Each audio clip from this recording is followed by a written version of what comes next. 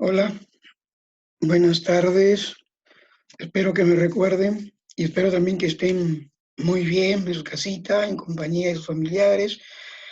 Espero que me recuerden. Soy el profesor Carlos Mariño, profesor de Historia del Perú, ¿no? Eh, bueno, estoy aquí para continuar con las clases, ¿no?, que dejamos pendiente ya por problema que está pasando toda la humanidad. Nos tocaría hoy día justamente hablar sobre el segundo tema, ¿no? El primero fue virreinato, la primera parte de virreinato. Hoy día sería la segunda parte del virreinato. Pues bien, vamos a empezar, ¿no?, con esta segunda parte de virreinato, ¿no? Y empezaremos justamente recordando, ¿no?, ya algo que hemos mencionado, ¿no? Ya la primera clase que tuvimos, ¿no? Sería lo referente a los aspectos básicos, ¿no?, del virreinato, ¿no? Por ejemplo, fue creado el 20 de noviembre de 1542 y sobre la base jurídica de las llamadas nuevas leyes, que fue promulgada por el rey Carlos I, que también saben ustedes que se le conoce como el rey Carlos V. Su duración va desde el año 1542, que ya lo hemos mencionado acá, hasta, ¿no?, el año de 1824, cuando se dan las batallas de Junín, Ayacucho, y se firma la capitulación de Ayacucho, ¿no? Posteriormente podríamos mencionar ahora la periodificación del virreinato peruano. Bueno, la mayoría, ¿no?, de historiadores lo divide de esta manera, ¿no? Primero, inicios y formación, consolidación y apogeo, que fue entre el siglo XVI y XVII, después crisis y decadencia. Ya para el siglo XVIII se inician las llamadas reformas borbónicas para mejorar la administración colonial, y por último la restauración absolutista y las guerras de independencia. Bueno, otra cosa que también debemos recordar es que la extensión del virreinato peruano hasta el siglo XVIII, podríamos decir hasta inicio del siglo XIX, disculpen, el siglo XVIII, no XIX, ¿no?, abarcó casi toda Sudamérica, con excepción de Brasil y Venezuela, ¿no? Brasil le pertenecía a Portugal y Venezuela al virreinato de México. Bien. Ahora, las causas por las cuales se creaban los virreinatos. Bueno, en este caso principalmente, ¿por qué se crea el virreinato del Perú? Primero, centralizar el control político y administrativo de sus colonias, ¿no? En esos momentos España, ya les dije, no tenía el control directo. Quien tenía el control directo eran, ¿no?, los gobernadores, ¿no? Por ejemplo, Pizarro. Otra también causa es neutralizar, ¿no?, el poder que tenían los encomenderos, que ya se estaban convirtiendo en señores feudales. También otra causa, la ambición de la burguesía, es decir, los que tenían el control del virreinato, ¿no?, que eran también, ¿no?, en general los encomenderos mayormente. Y otra causa también, el fracaso de los sistemas, ¿no?, de gobierno caudillistas, como, ¿no?, las gobernaciones, ¿no?, que fueron Acaba el Perú, Nueva Castilla y Nueva Toledo. Y nosotros en clase agregamos todavía dos causas más, ¿no? Una era la pacificación de la colonia por las guerras civiles entre españolas, y otra causa, ¿no?, tratar de mejorar la condición del indio. Eso también lo mencionamos.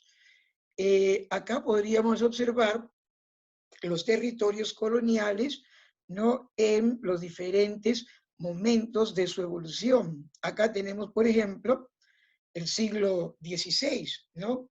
Que eran las gobernaciones. En el siglo del siglo XVI hasta el XVIII, miren, ya el virreinato del Perú abarcaba todo esto, ¿no? Que lo que está de rojo, y ya para el siglo XVIII y XIX, con las reformas borbónicas, miren, el virreinato peruano se redujo solamente a esto. Bien, continuemos recordando. También vimos, ¿no?, de que el virreinato se dividía, ¿no?, en audiencias, ¿no? Estas audiencias, a su vez, en corregimientos, que eran especies de provincias, y que a su vez fueron, ¿no?, reemplazados por las intendencias en el siglo XVIII con las reformas borbónicas. Y después esas provincias también se podían dividir en reducciones. Las reducciones principalmente eran los llamados pueblos de indios, ¿no? Los famosos pueblos de indios creados por el virrey Toledo. Y aquí están, ¿no?, las 7 audiencias que conformaban el virreinato peruano hasta el siglo XVIII. ¿Ven? Hasta inicios del siglo XVIII. Lima, Chile, Buenos Aires, Charcas, Quito, Bogotá y Panamá. Bueno, continuemos. En cuanto a las instituciones de gobierno, ¿no?, es decir, lo que nosotros vimos en clase como organización política. Recuerdan que habíamos mencionado 2 organismos políticos, los organismos metropolitanos, que se encontraban ¿dónde? En España, ¿no? Y los organismos locales, que se encontraban en América. ¿Ve? Los organismos metropolitanos, los que estaban en España, eran justamente el rey. ¿Ve? El rey. Después teníamos la Casa de Contratación de Sevilla y el Consejo de Indias, que gobernaban América desde España. Y los otros son los organismos locales, los que gobernaban América desde acá, desde el continente americano. Estas autoridades venían acá a América. Ahí tenemos las audiencias, los corregimientos, las intendencias y los cabildos. Ahora, aquí está, ¿no?, mucho mejor mencionado los organismos metropolitanos, el rey, la máxima autoridad, gobierno absolutista, el Consejo de Indias, ¿no?, que era el que gobernaba América, ¿no?, colaborando con el rey, y la Casa de Contratación de Sevilla, básicamente, que era un organismo económico, principalmente comercial. Bien, eso es en cuanto a los organismos metropolitanos, organismos políticos metropolitanos. Bueno, en cuanto a los reyes que gobernaron España, tendríamos 2 dinastías, la dinastía de los Habsburgos y la dinastía de los Borbones. Habíamos mencionado que los principales reyes Habsburgo, Carlos I y Felipe II. Y de los Borbones, primero Felipe V, el que inicia las reformas borbónicas, y Carlos III, ¿no?, el que lleva a cabo las más importantes reformas borbónicas. Y aquí tenemos las autoridades, ¿no?, u organismos coloniales, los que se encontraban acá en América. Primero tenemos al virrey, que era la máxima autoridad dentro del virreinato, ¿ven? Gobernaba lógicamente en nombre del virrey. Después tenemos las audiencias, ¿no?, cuya principal función era administrar justicia y también asesorar al virrey y reemplazarlos en caso de ausencia. Los corregimientos, como dijimos, eran las provincias virreinales a cargo del corregidor. Después, estos corregimientos fueron reemplazados por las intendencias, ¿no? Y las intendencias, que era una especie de departamentos, ¿no? También estaban compuestas por, o divididas, disculpen, en cabildos, que eran especies de municipalidades, que también ya lo hemos hablado. Y aquí está lo que le dejé como tarea, ¿no? Los principales virreyes, y mencionamos que el principal virrey, ¿no? Fue don Francisco de Toledo. Miren las obras, y aquí todavía faltan, ¿no? Están los más importantes, ¿no? Es el gran organizador del virreinato peruano, estableció el tributo indígena en monedas, ¿no? Reglamentó el trabajo indígena, organizó la mita, creó las reducciones o pueblo de indios, organizó la Real Hacienda, es decir, la economía virreinal. Liquidó la resistencia de Vilcabamba, derrotando, ¿no? A Túpac Amaru I, y cuando él gobernaba, ¿no? Se instaló la Santa Inquisición, que lo vamos a ver más adelante. En fin, bueno, acá también tenemos otros importantes virreyes, ¿no? Eh, También hubo autoridades indígenas, ¿no? Tenemos, por ejemplo, a los curacas, ¿no? Los curacas en realidad es un nombre que viene del incanato. En el virreinato ya se llamaban caciques, ¿no? Eran justamente los que gobernaban, ¿no? Junto con el corregidor, o mejor dicho, eran colaboradores del corregidor para que haya una mejor administración. Después tenemos al Barayó. El Barayó era el alcalde de las reducciones, es decir, el alcalde de pueblos de indios. Eso era el Barayó. Después, aquí tenemos ya, ¿no? Que algo hicimos también de esto la primera clase, sobre la organización social, ¿no? Prácticamente formada por diversos grupos étnicos, ¿no? Principalmente por los españoles, los indígenas, los negros. Era una sociedad sumamente racista, ¿no? De gran discriminación racial, ¿no? Diferenciación por razas, español, indio, negro, y legalmente se dividen en dos repúblicas, la República de Españoles y la República de Indios, ¿no? Eh, y acá jurídicamente, como les decía, la sociedad colonial estaba dividiendo república, la de españoles, donde solamente estaban, pues, ¿no? Ubicados los españoles, los europeos en general, y tenemos la República de Indios, los que eran dominados, considerados vasallos del rey, tenían que pagar tributos, y los negros, que eran esclavos, considerados como objetos. Después tenemos, ¿no? La República de Españoles, se dividía a su vez, ¿ven? En nobleza, clase media, españoles y criollos. La nobleza estaba conformada, si ustedes se dan cuenta, por los peninsulares y los criollos, que también le llamaban nobleza indiana, ¿ven? Y tenían títulos nobiliarios, título de nobleza. Era, ¿no? La clase social más poderosa. La clase media dentro de la República de Españoles estaba conformado por criollos y también españoles o peninsulares que tenían poder económico, pero no tenían título de nobleza. Después también el pueblo dentro de la República Española también estaba conformada por españoles y criollos, ¿no? Pero pobres, ¿ven? Que lo conformaban los artesanos, los pequeños comerciantes, la plebe, etcétera, etcétera. Bien, continuamos. Ahora lo que tenemos es justamente la República de Indios. Y si ustedes ven acá, ¿no? La diapositiva, dentro de la República de Indios también había jerarquización social.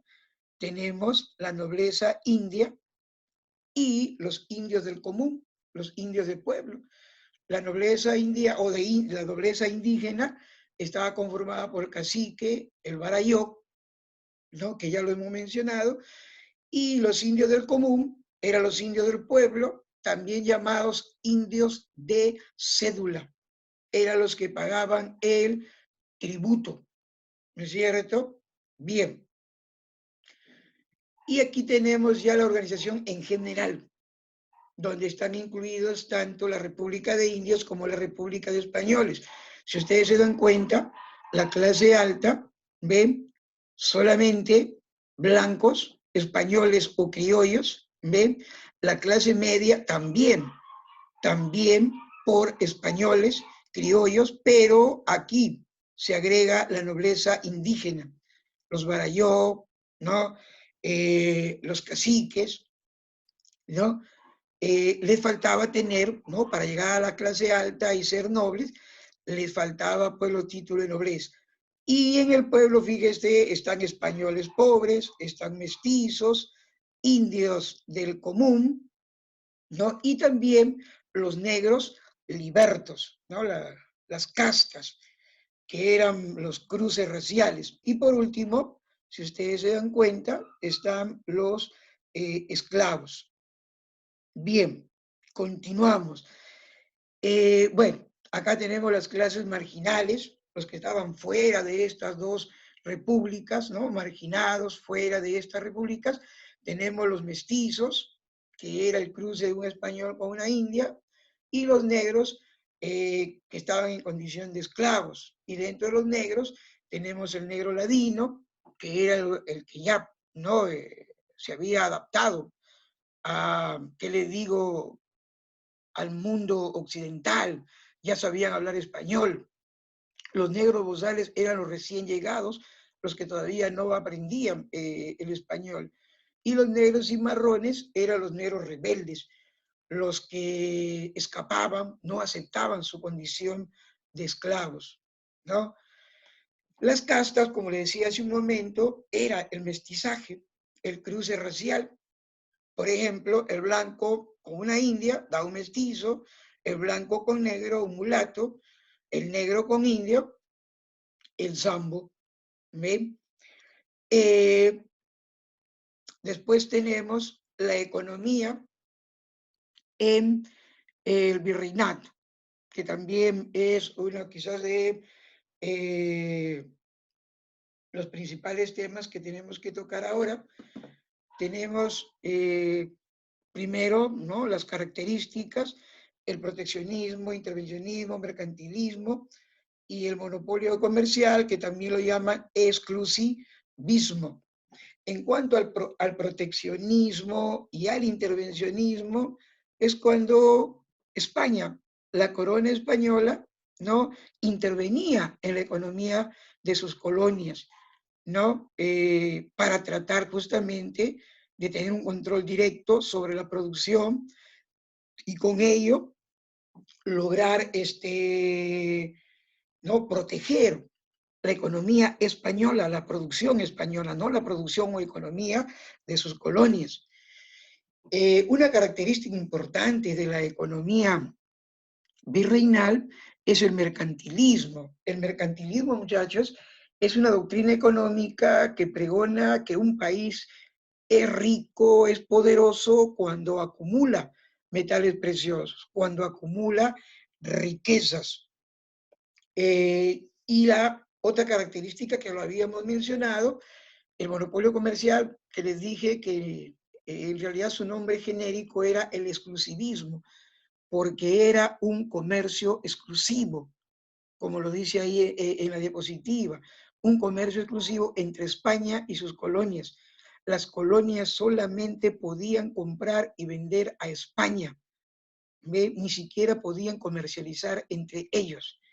Eso era el monopolio comercial, sistema que España, ¿no?, sistema comercial que España impuso en sus colonias. Este monopolio comercial trajo como consecuencia, ¿no?, por ejemplo, el boicot, ¿no?, el boicot, ¿no?, comercial de las potencias europeas, ya que éstas no podían, ¿no?, tener acceso a los mercados coloniales, comercializar con las colonias españolas en América. Y eso a su vez trajo como consecuencia el contrabando, es decir, la, o mejor dicho, el comercio ilegal. ¿Ve? Otra causa también sería el robo que sufría España, ¿no? Por parte de corsarios y piratas. Los corsarios eran ladrones de mar, pero que solamente actuaban así por orden, ¿no? Orden de sus respectivos países. Los principales corsarios que teníamos fueron, pues, ingleses como Francis Drake, ¿no? Y también tenemos a los piratas, que también eran ladrones de mar, pero que trabajaban por su cuenta. A raíz justamente de todo esto, España tuvo que ya ir flexibilizando, ¿no? Su situación comercial frente a las otras potencias europeas. Es por eso que vamos a tener que España, principalmente en favor de Inglaterra, va a dar algunas concesiones. Por ejemplo, tenemos el llamado navío de permiso, por la cual España autorizó a Inglaterra a poder comercializar con las colonias en América una vez al año. ¿Ven? Al menos ya Inglaterra estaba teniendo esa autorización para poder comercializar con América. Pero no dio resultados porque Inglaterra va a continuar, ¿no? ¿Qué te digo? Con el contrabando, con el robo. Por eso que va a dar otra concesión, que es el navío de registro, ¿ven? En la cual, ¿no? La mercadería que tenía que ir a América tenía primero que registrarse en España. Posteriormente tenemos también el derecho de asiento. El derecho de asiento va a permitirle a Inglaterra poder comercializar esclavos en América. ¿Ven? Y otra concesión, o en todo caso, otro cambio que hizo España en cuanto al comercio, fue justamente el llamado libre comercio. Muchachos, aquí hay que tener bastante cuidado, porque cualquiera diría, ¿no?, que el libre comercio consistía ya en que América va a poder comercializar con cualquier país de Europa. No, en realidad el libre comercio debería llamarse libre, ¿cómo le podría decir? Libertad portuaria, libertad de puertos, porque en lo que va a consistir el libre comercio es que España todavía prohibía a sus colonias comercializar con cualquier país del mundo. Lo va a prohibir. Lo que va a conceder España es que 22 puertos de América puedan comercializar con 13 puertos de España. ¿Ven? Disculpen, con el monopolio comercial, los únicos puertos que podían comercializar con España, los puertos americanos que podían comercializar con España, era solamente el Callao en el Perú y Veracruz en México. Y en España, los puertos que podían comercializar con América era solamente Sevilla y Cádiz. Pero con la ley de libre comercio, ahora van a ser 13 puertos españoles que van a poder comercializar con América y 22 puertos americanos que van a poder comercializar con ¿no? España. Eso significó, como lo dice la diapositiva, el fin del monopolio de Sevilla y Cádiz en España y de Veracruz y el Callao, ¿no? Acá en América. Y eso trae como consecuencia, pues, el surgimiento de nuevos puertos, ¿no? Como por ejemplo Valparaíso, Caracas y principalmente Buenos Aires, en Argentina. Otra cosa también en lo económico tenemos las formas de trabajo, principalmente la mita, ¿ven? Y vamos a ver también otras formas de explotación. La mita era un trabajo obligatorio de todos los indígenas, o bueno, los indígenas del común, los indígenas de pueblo, varones, comprendidos entre 18 y 50 años, por un sueldo pues sumamente bajo. Fue una forma pues de explotación y la mita quizás que causaba mayor, ¿no?, explotación fue la mita minera, ¿no? El trabajo de los indios en las minas. Ahí tenemos las minas de Potosí, las minas de Cerro de Pasco, Castro Virreina, etcétera, etcétera. La otra fue la mita obrajera en los obrajes, que eran centros de producción textil. Después tenemos la mita agrícola en lo que es justamente, ¿no?, trabajo en las tierras del Estado, la mita de plaza en, trabajos de obras públicas, trabajo para el Estado. También tenemos la mita de faltriquera, cuando los indios pagaban para no ir a la mita. Los mingados eran los indios que vendían su fuerza de trabajo en las minas, pero por un pago mayor. Los pongos, bueno, prestaban servicio doméstico en la casa de los españoles.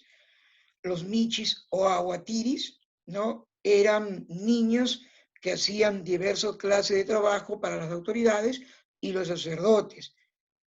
El guarache era también un indio que trabajaba en las minas, ¿no?, en forma, pues, bastante explotadora, ¿no? Después tenemos el yanaconaje. El yanaconaje era una forma de explotación en donde, pues, el indio trabajaba en las haciendas o en los latifundios, a cambio, pues, de una pequeña parcela para poder sobrevivir. En cuanto a las actividades económicas, tenemos la minería, el comercio, la industria, la agricultura, ¿no?, como importantes actividades económicas. La más importante, lógicamente, fue la minería, ¿no?, que se desarrolló bastante, es decir, tuvo su apogeo entre los siglos XVI y XVII. El mineral que más se explotó fue la plata, pero también, lógicamente, el oro. Y ahí están las más importantes minas, las minas de Potosí, que fue la más importante, la de Huancavelica, la de Cerro de Pasco, Hualgayoc. Ya para el siglo XVIII la minería decae, pues, ostensiblemente.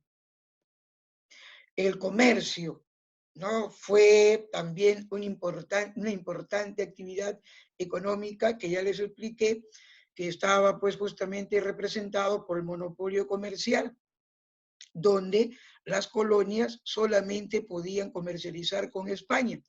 ¿Bien? Y aquí tenemos justamente en el mapa cómo fue ese circuito monopólico.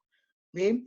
Las flotas y galeones, es decir, los barcos, salían de Sevilla y llegaban a Cartagena, de Cartagena a Portobelo, y en Portobelo desembarcaban todas las mercaderías. ¿Ven? Y ahí quedaban. Las mercaderías que llegaban de España, ¿no?, quedaban en Portobelo.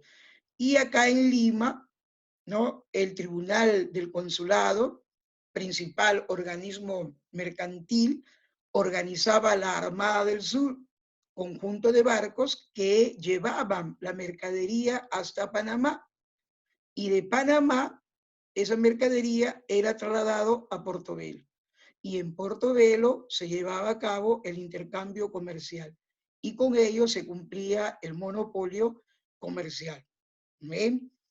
Bien, en cuanto a la industria, básicamente estaba representado por los obrajes, que había tres clases de obrajes: los chorrillos, ¿no?, que eran obrajes pequeños; los medios, ¿no?, obrajes que tenían entre 6 y 12 telares; los telares son las máquinas que fabricaban las telas; y los obrajes mayores o enteros de más de 12 telares. Bien, después tenemos la agricultura, ¿no?, que estuvo muy abandonada, ¿no?, los primeros siglos, el siglo XVI, XVII. Ya cuando llegan las órdenes religiosas, especialmente los jesuitas, va a haber un relativo, ¿no?, desarrollo. Los jesuitas van a darle bastante importancia a esto, comprando, ¿no?, haciendas. Por eso lo que los jesuitas llegaron a hacer, ¿no?, la principal orden religiosa que llegó acá al Perú. En cuanto a los cultivos, ¿no?, tenemos caña de azúcar, vid, olivo, ¿no?, importantes cultivos trajeron los españoles. Y bueno, esta agricultura mayormente se llevó a cabo, ¿no?, en la costa norte y en la costa central del virreinato.